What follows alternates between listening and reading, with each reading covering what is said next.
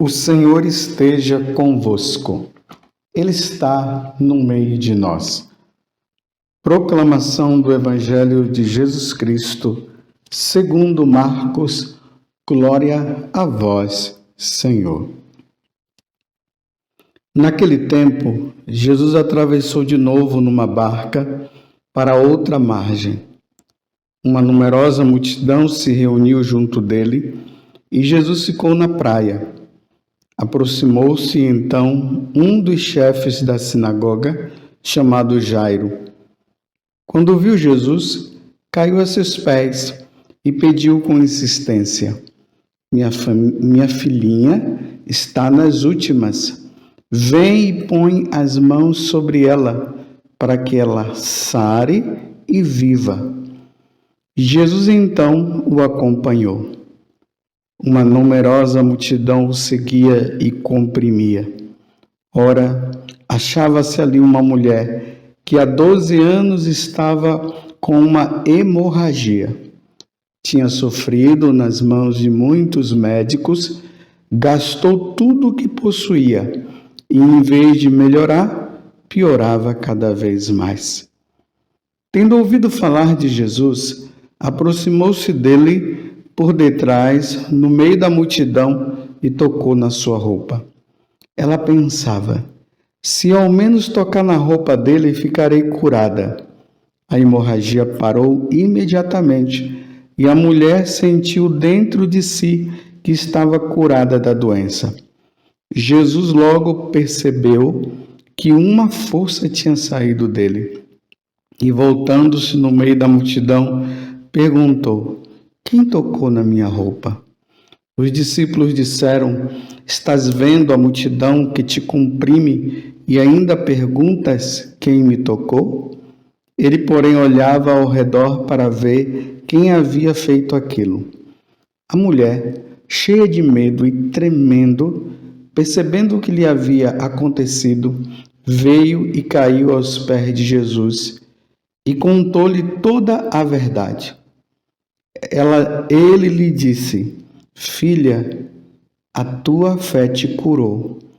Vá em paz e fica curada dessa doença.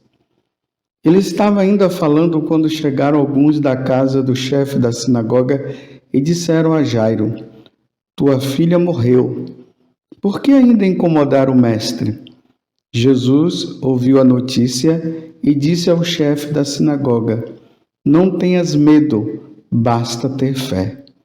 E não deixou que ninguém o acompanhasse, a não ser Pedro, Tiago e seu irmão João.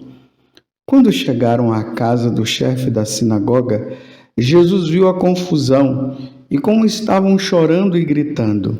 Então ele entrou e disse: por que essa confusão e esse choro? A criança não morreu, mas está dormindo. Começaram então a caçoar dele. Mas ele mandou que todos saíssem, menos o pai e a mãe da menina, e os 3 discípulos que acompanhavam. Depois entraram no quarto onde estava a criança. Jesus pegou na mão da menina e disse: Talita cum, que quer dizer: menina, levanta-te. Ela levantou-se imediatamente e começou a andar, pois tinha 12 anos. E todos ficaram admirados. Ele recomendou com insistência que ninguém ficasse sabendo daquilo e mandou dar de comer à menina. Palavra da salvação. Glória a vós, Senhor. Meus irmãos e minhas irmãs, hoje, com muita alegria, a igreja celebra São João Bosco, conhecido tradicionalmente por nós como Dom Bosco. Dom Bosco, ele, diante das situações dos jovens que ele se deparou no seu tempo, lá na Itália, vendo os jovens na rua, sem nenhuma perspectiva de vida no futuro, ele, inspirado, porque Deus o tocou no coração, Dom Bosco passou a cuidar dessas crianças. E a inspiração dele foi criar um oratório onde as crianças e esses jovens, na verdade eram mais jovens, pudessem ter uma educação profissional e uma educação cristã. A preocupação principal de Dom Bosco era a questão da catequese, porque Dom Bosco estava preocupado com a salvação daqueles meninos. E aí ele hoje é considerado um grande educador, é um dos pais da educação.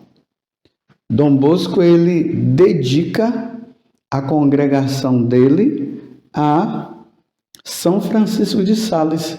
Por isso que nós chamamos os salesianos de salesianos por causa de São Francisco de Sales.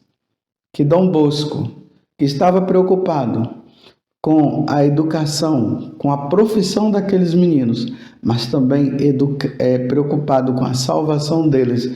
Por isso, ele dava a catequese, ensinava, ele levava horas atendendo a confissão dos meninos. Que Dom Bosco possa interceder por esses tempos difíceis que nós estamos vivendo hoje, ainda mais na questão educacional, que é a preocupação de muitos pais católicos. Mas voltemos ao Evangelho. O Evangelho de hoje, vocês percebam que é uma continuação. Jesus tinha entrado na região dos pagãos, dos Gerazenos, onde tinha 10 cidades que se chamava Decápolis. Lá tinha aquele homem que estava naquela situação deprimente. Ele estava com 6.000 demônios no corpo. Imagina só, era uma legião. E Jesus liberta aquele homem, mas o povo da cidade não aceitou Jesus e mandou Jesus embora. Aí Jesus sai, volta para a região de novo de Israel. Por isso que aqui fala assim: Jesus atravessou de novo numa barca para outra margem, agora para a margem de cá, onde está o povo de Israel. Lembremos que nós estamos no capítulo 5, do versículo 1 até o 43º do Evangelho de São Marcos. E ali acontece 2 fatos. Um homem vem apressadamente ao encontro de Jesus e diz para ele era um dos chefes da sinagoga, chamado Jairo. Ele dizia: minha família está nas últimas, vem e põe as mãos sobre ela para que ela sare e viva. Então Jesus o acompanhou e foi. Na saída, uma mulher que há 12 anos estava nessa condição de uma hemorragia que não curava, já tinha ido atrás de muitos médicos. Lembre-se que eu estou apenas narrando o que eu acabei de ler. E aí, não tinha encontrado ninguém que a curasse, então, ela ouvindo de Jesus, que Jesus estava fazendo muitas curas, ela vai. Só que ela tinha uma questão: ela era considerada impura por causa dessa hemorragia, e ela não podia se aproximar de ninguém, mas ela entra no meio ali da multidão, e aí ela pensa: se ao menos eu tocar na roupa dele, eu vou ficar curada. E aí aconteceu. E nós vimos todo o resto da narração. Jesus disse: quem me tocou, os apóstolos: mas como o senhor está falando que me tocou? com essa multidão aqui. Então a mulher vai lá e conta o que aconteceu, e Jesus a cura e diz: vá em paz. Ela já tinha sido curada. Jesus disse: vá em paz, porque tua fé te curou, te salvou. E agora Jesus vai para a casa de Jairo. Quando chega lá, as pessoas já vão dizendo para ele: olha, não precisa mais não, a menina morreu. E aí Jesus diz assim: não, ela não morreu, ela está dormindo. E começaram então a caçoar dele, e aí Jesus vai lá e fala: Talita cum, levanta-te, e a menina se levantou. Eu queria meditar um pouco sobre essa parte aqui. A menina estava morta, porque na verdade ela estava morta mesmo, ela havia morrido. E aí São Beda, né, e os santos padres trazem uma coisa belíssima a partir desse momento. Ele diz o seguinte, que nós vemos a pessoa morta, mas para Deus é como se ela estivesse dormindo. Ela está dormindo. Então Jesus vai lá e toca nela: levanta-te, Talita cum, e ela levanta. Aqui os santos padres vêm nos trazer uma verdade de fé que todos nós devemos guardar no nosso coração. E que verdade de fé é essa? Um dia, meus irmãos, nós iremos morrer. A nossa alma irá diante de Deus para prestar conta dos nossos atos praticados neste corpo. Como vai dizer São Paulo na carta aos Coríntios. Também na carta aos Hebreus, que é o livro que está sendo lido durante esta semana. Só que nós estamos no capítulo 12, mas esse versículo que eu vou falar está no capítulo 9, versículo 27. Lá vai dizer o seguinte, que logo depois da nossa morte vem o julgamento. Isso para dizer que quando a alma sai do nosso corpo, o corpo perde a vida. E por isso que o nosso corpo é levado para o cemitério e é colocado lá. Mas para nós católicos, aqui tem um grande mistério, porque o nosso corpo, ele um dia, na ressurreição da carne, como nós professamos a nossa fé dizendo isso, que nós cremos na ressurreição da carne, esse corpo será depositado lá no cemitério, o lugar da dormição. Por isso que nós usamos até essa expressão, né? Que o corpo está no cemitério, e o cemitério quer dizer o lugar, o dormitório, o lugar onde se dorme. O corpo estaria ali nesta condição. Claro, está morto. Ele vai passar por todo um processo de decomposição. Mas a igreja nos ensina algo maravilhoso. Um dia, Deus tocará neste corpo como tocou no corpo da filha de Jairo.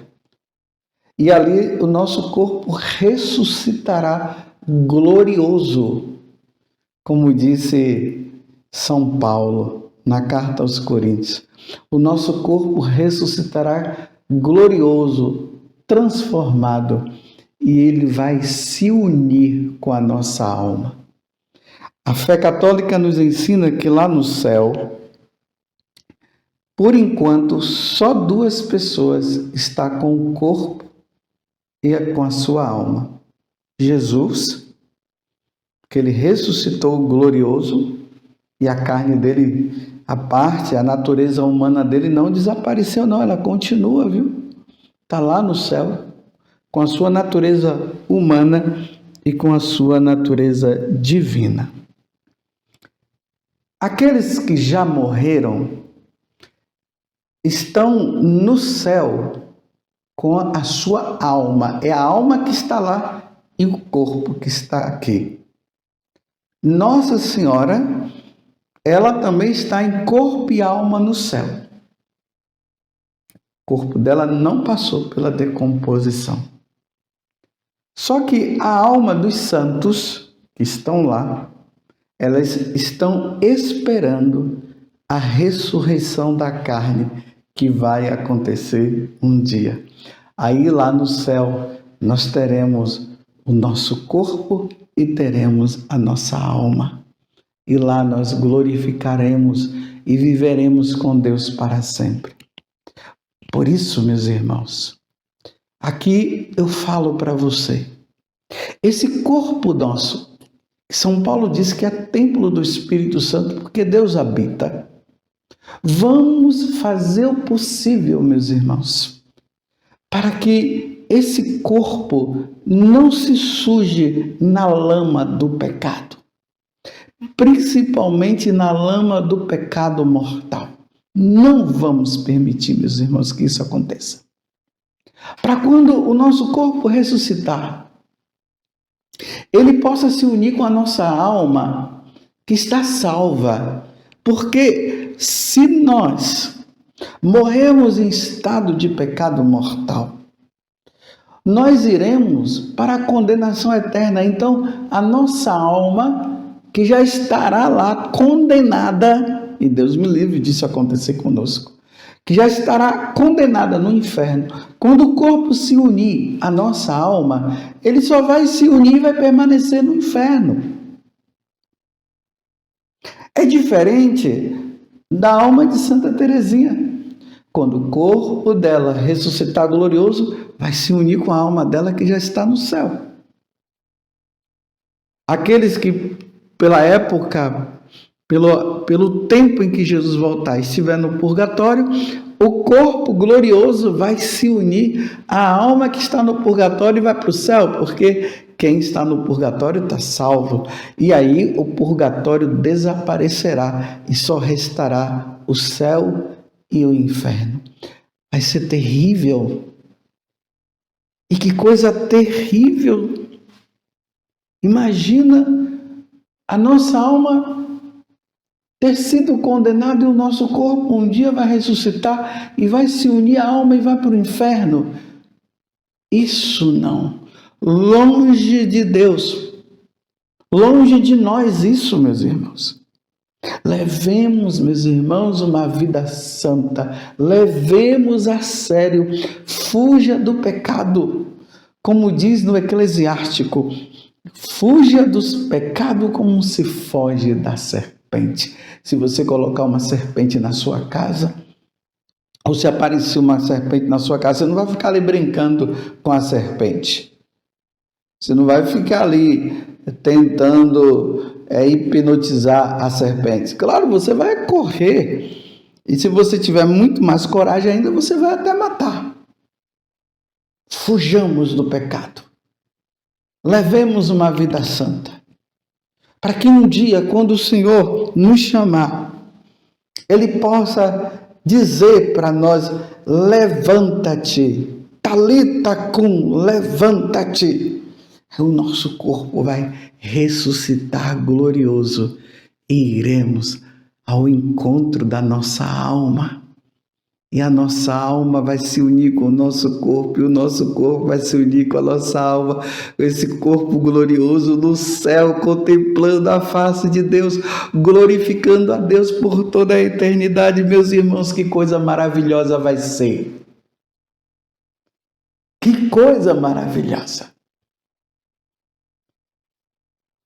Que Deus nos conceda a graça da santidade, que Nossa Senhora, ela interceda por cada um de nós, para que um dia possamos contemplar a face de Deus, convivendo com os anjos, convivendo com os santos e convivendo com o nosso amado Senhor por toda a eternidade.